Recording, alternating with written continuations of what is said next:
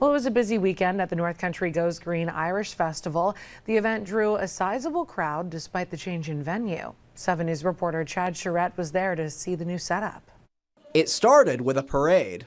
Instead of downtown Watertown, crowds flocked to Clayton for this year's Irish Festival.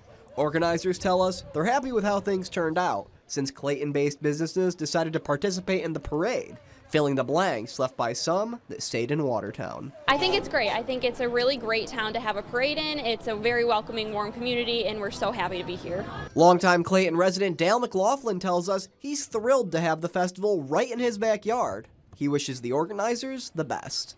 I think it's fantastic. I really do. I was very impressed this morning to see a lot of the merchants have really kind of jumped on the occasion, and that was encouraging.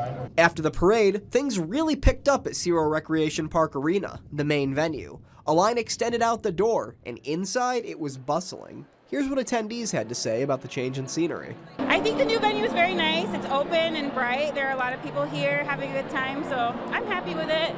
It's different, but I'm enjoying it. I'm here to support, so.